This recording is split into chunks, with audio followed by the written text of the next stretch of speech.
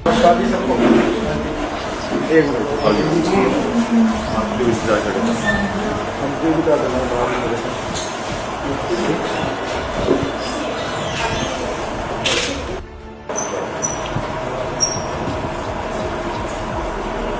भंडारी जी दस दिया करेंगे उत्थे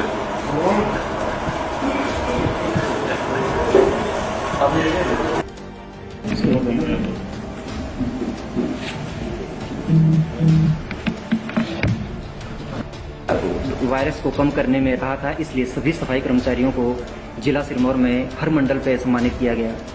जिला सिरमौर में ही हमारे पीपीटी किट का 13 लाख 1 करोड़ 12 लाख से ज़्यादा पैसे जो है जिला सिरमौर की तरफ से जो है सीएम कोविड केयर फंड में गए। जिला सिरमौर में जो भी सेवा कार्य किए हैं, अगर हम उनका पूरा वर्णन करने लग जाए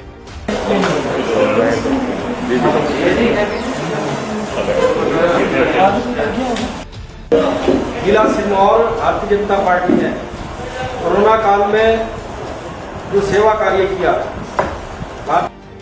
संक्षिप्त सा 30-35 स्लाइड का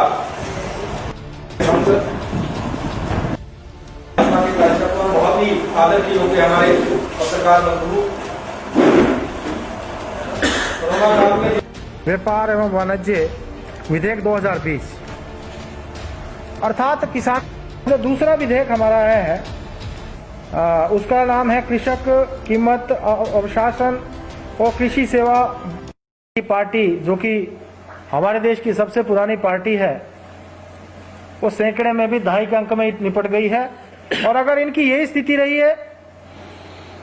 तो आने वाले समय में मुझे ऐसा लगता है कि इस देश से इनका नामो निशान मिट जाएगा। अगर हम हिमाचल प्रदेश की बात करें तो आज कांग्रेस पार्टी गुटबाजी में फंसी हुई है, टुकड़ों में बटी इनकी पार्टी। कभी एक नेता जागता है एक कोने से, कभी दूसरा नेता दूसरे कोने से जागता है, और उनमें वर्चस्व की जंग आजकल चली हुई है। और अगर इनके प्रदेश अध्यक्ष की बात करें तो बेचारे उनकी स्थिति तो बहुत ही दयनीय है। ना उनको यहाँ का कोई नेता मानता, कोई भी कांग्रेस का नेता उनको एक्सेप्ट करने की स्थिति में नहीं है, क्योंकि इनका हर जिले से एक नेता तैयार है। और ये तो वैसे भी कभी कभार ही बाहर निकलते हैं। आज वही लोग किसानों को भ्रमित करने का प्रयास कर रहे हैं। हमारे हिमाचल प्रदेश में भी कांग्रेस पार्टी और उनके नेता हिमाचल प्रदेश के किसानों को भ्रम फैलाने का प्रयास कर रहे हैं। इनके जो नेता हैं, पिछले कल जिला सिरमौर में भी इनके जो प्रदेश के अध्यक्ष हैं श्री कुलदीप राठौर जी, मैं देख रहा था कई जगहों पर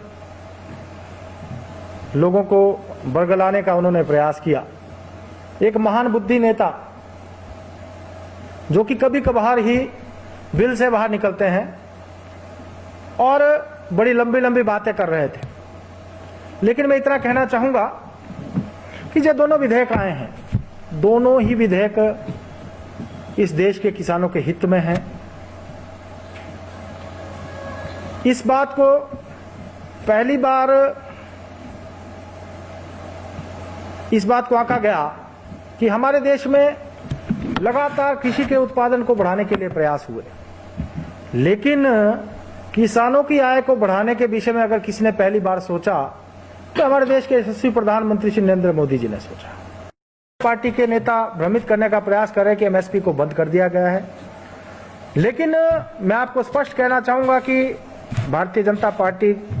की सरकार ने एमएसपी को शुरू किया है और इस बिल में एमएसपी को बंद करने की कोई बात नहीं है। एमएसपी के ऊपर भी किसान की उपज का जो उसकी खरीदारी होती रहेगी जैसे पहले होती थी। सरकार ने यह भी निर्णय लिया है कि हम जो भी सरकार परचेज करेगी वो एपीएमसी के माध्यम से ही करेगी। एक तो आज जो ई बुक को हमने लॉन्च किया, उसको लेकर जिस प्रकार से पूरे प्रदेश में, हिमाचल प्रदेश की अपनी एक ई बुक बनी है और इसके साथ साथ हमारे 17 जिलों में और 68 के 68 मंडलों की अपनी ई बुक बनी है। इस ई बुक के माध्यम से कोरोना के काल में जिस प्रकार से हमारे कार्यकर्ताओं ने अपनी जान की परवाह किए बगैर जो सेवा कार्य किया है,